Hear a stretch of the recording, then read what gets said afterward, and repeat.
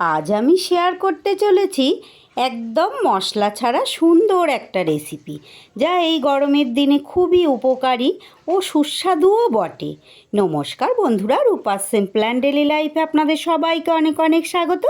প্রতিদিনের মতো আজও খুব সহজ অথচ লোভনীয় একটা রেসিপি নিয়ে এসেছি আপনাদের সামনে।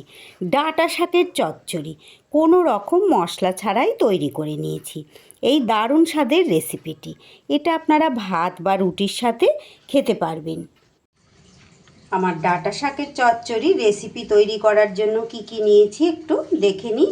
এখানে আমি বেশ 10-12টা বড়ি নিয়ে নিয়েছি, বিউলির ডালের বড়ি। এটা আমার কিন্তু বাড়িতে তৈরি। আর সবজির মধ্যে নিয়ে নিয়েছি একটা আলু ডুমো করে কেটে নিয়েছি, একটা ঝিঙে কেটে নিয়েছি, আর সেই সাথে ডুমো করে অল্প একটু কুমড়ো নিয়েছি। কুমড়োটা অবশ্যই নিতে হবে। অন্য সবজি যদি কিছু নাও থাকে বাদ দিতে পারেন বা অন্য সবজিও অ্যাড করতে পারেন, কিন্তু মিষ্টি কুমড়োটা নিতেই হবে। আর নিয়ে নিয়েছি এখানে দুটো বেশ বড় সাইজের পটল। সব সবজি কেটে ধুয়ে জল ঝরিয়ে পরিষ্কার করে নিয়েছি। আর এইখানে আমি কিন্তু ডাঁটা শাকও নিয়ে নিয়েছি। ডাঁটা শাকের পাতা ডাঁটা সব একই জায়গায় নিয়েছি, যেহেতু পাতা খুব বেশি নেই তাই একই সাথে আমি ভালো করে কেটে ধুয়ে জল ঝরিয়ে নিয়েছি। গ্যাসে আমার কড়াই গরম হয়ে গেছে, দিয়ে দিচ্ছি আমি কিছুটা রাইস ব্র্যান অয়েল। কোনো মশলা আমি ব্যবহার করব না, কোনো রকম মশলা ছাড়াই এত সুন্দর এই ডাঁটা শাকের রেসিপি খেতে লাগে বন্ধুরা।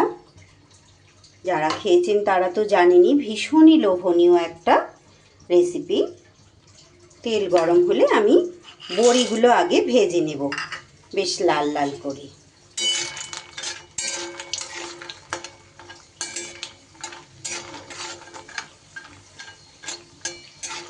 আমার এই সহজ সরল রেসিপি যদি আপনাদের ভালো লাগে বন্ধুরা, প্লিজ একটা লাইক করে দেবেন। আর যদি ভালো লাগে ভিডিও শেষে একটা কমেন্ট করে জানিয়ে যাবে।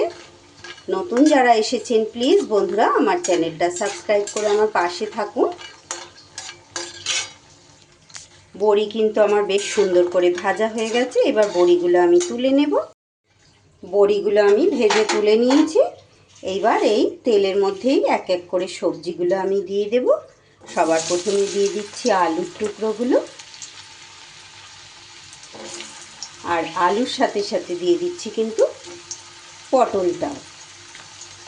একটু 1 মিনিটের মতো আলু আর পটল আগে নেড়ে নেব। আপনারা মশলা দিয়ে তো সবাই খান ডাঁটা শাকের এই রেসিপি, কিন্তু এইভাবে একবার মশলা ছাড়া খেয়ে দেখবেন বন্ধুরা, ভীষণই লোভনীয় হয়। তেল বলুন মশলা বলুন যতটা কম খাওয়া যায় ততটা তো আমাদের পক্ষে ভালোই, কিন্তু আমরা কি আর করতে পারি? সেই তেল মশলা আমাদের খেতেই হয়। কিন্তু মাঝে মধ্যে এই রকম কিন্তু তেল মশলা কম দিয়েও কিন্তু দারুণ স্বাদের এক একটা রেসিপি আমরা তৈরি করে নিতেই পারি। 1 মিনিটের মতো নাড়াচাড়া করে নিই। এইবার আমি কুমড়ো আর ঝিঙেটা দিয়ে দিলাম। এগুলো দিয়েও বেশ ভালো করে নাড়াচাড়া করে নেব সবজি। আমি কিন্তু এই ধরনের অনেক রেসিপি বাড়িতে করে থাকি, যার মধ্যে কিন্তু মশলা দিয়ে না, মশলা ছাড়াই কিন্তু বেশ কিছু রেসিপি খেতে কিন্তু খুবই ভালো লাগে। এইবার এই সবজির মধ্যে আমি দিয়ে দেব একটু নুন, আর দিয়ে দেব একটু হলুদ দিয়ে। নুন আর হলুদ দিয়ে খুব ভালো করে সবজিটা আমি নাড়াচাড়া করে কিছুটা সময় ভেজে নেব। যেহেতু ঝিঙে আছে, আস্তে আস্তে কিন্তু নুন দেওয়ার সাথে সাথেই সবজি থেকে জল বেরোতে থাকছে। এরই সাথে দিয়ে দিচ্ছি খুব সামান্য একটু লঙ্কা গুঁড়ো। এই লঙ্কা গুঁড়োটা একদমই অপশনাল, এটা কিন্তু চাইলে আপনারা নাও দিতে পারেন, শুধু কাঁচা লঙ্কা দিয়েও করতে পারেন। আমি দিচ্ছি জাস্ট একটু দেখতে সুন্দর হবে সেই জন্য। ভালো হবে সেই সাথে দেখতেও সুন্দর হবে। মোটামুটি একটু কিছু সময় নাড়াচাড়া করে নিয়ে এইবার আমি কেটে রাখা ডাঁটা শাকগুলো দিয়ে দিলাম। আমি এই ডাঁটা শাকটা এই যে কেটেছি বন্ধুরা, আমি কিন্তু এর গায়ের ছালটাকেও ছাড়িয়ে নিয়েছি। আর এই দেখুন, এইটা গোড়ার দিকের অংশ, এটাকেও বেশ ভালো করে ছাড়িয়ে কিন্তু আমি দিয়ে দিয়েছি। ওটাও সিদ্ধ হয়ে যাবে যখন, খেতে কিন্তু ভীষণ ভালো লাগবে।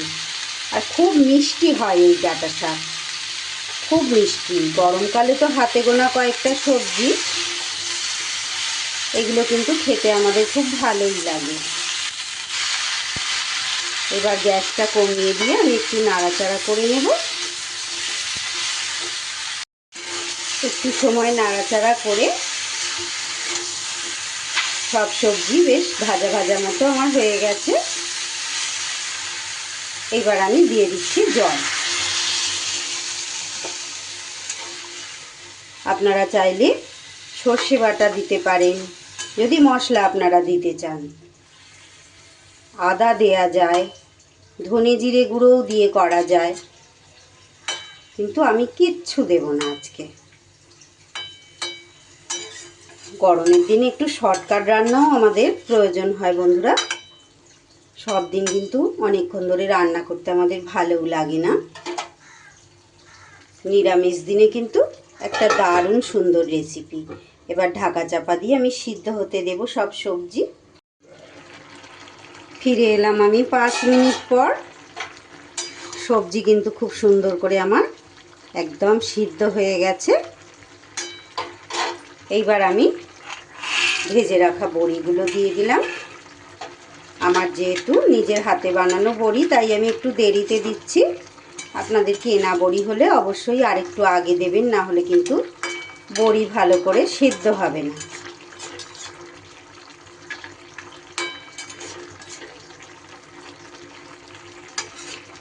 এবার আমি এটাকে একটা পাত্রে কিন্তু ঢেলে নেব। সবজিটা আমি একটা পাত্রে ঢেলে নিয়ে কড়াইটা একটু জল দিয়ে ধুয়ে আবারও বসিয়ে দিয়েছি। এইবার কড়াইতে দিয়ে দিচ্ছি একটু তেল। খুব বেশি দেওয়ার দরকার নেই, অল্প একটু দিলেই হবে। তেলের মধ্যে এবার কিছু ফোড়ন আমি দিয়ে দেব। দিয়ে দিচ্ছি একটা ছিঁড়ে তেজপাতা, একটা শুকনো লঙ্কা, আর দিয়ে দেব খুব সামান্য একটু 5 ফোড়ন। ফোড়ন কিন্তু আমার খুব সুন্দর ভাজা ভাজা গন্ধ বেরিয়ে গেছে। এবার আমি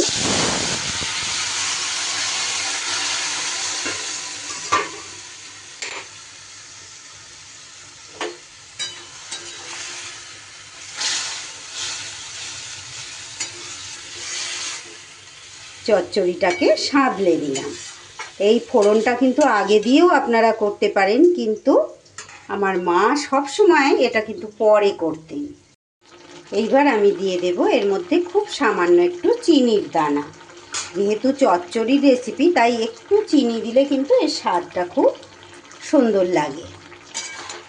আপনারা চাইলে চিনিটা কিন্তু স্কিপ করতে পারেন। এতক্ষণ পর্যন্ত ধৈর্য ধরে যেসব বন্ধুরা আমার সঙ্গে জুড়ে থেকে আমার রেসিপি দেখছেন, তাদের সবাইকে অসংখ্য অসংখ্য ধন্যবাদ। অনেক ভালোবাসা, অনেক শুভকামনা।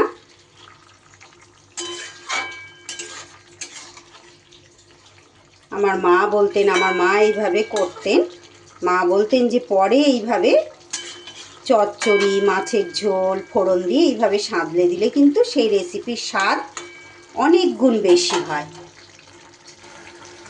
আমার রেসিপি কিন্তু একদম রেডি হয়ে গেছে। এই যে হালকা হালকা গ্রেভি রয়েছে, এইটা কিন্তু ঠান্ডা হলে আলু আর বড়ির মধ্যে একদম টেনে নেবে, তখন কিন্তু আরও সুন্দর হয়ে যাবে। এই সময় অবশ্যই নুনটা একটু চেক করে নিতে হবে। আমার নুন কিন্তু একদম ঠিকঠাক আছে। গরম ভাতে বলুন বা রুটির সাথেই বলুন, ভীষণ লোভনীয় একটা অতি সহজ রেসিপি আজ আমি আপনাদের সঙ্গে শেয়ার করলাম। যদি রেসিপি ভালো লাগে তো প্লিজ বন্ধুরা একটা ছোট্ট লাইক আর একটা কমেন্ট করে আমাকে জানিয়ে যাবে। সবাইকে অনেক অনেক ভালোবাসা জানিয়ে আমি আজকের রেসিপি শেষ করছি। সবাই খুব ভালো থাকবেন, সুস্থ থাকবেন। আবারও ফিরে আসছি আগামী দিন এমনই কোনো সহজ লোভনীয় রেসিপির সাথে। আজ তাহলে আসি।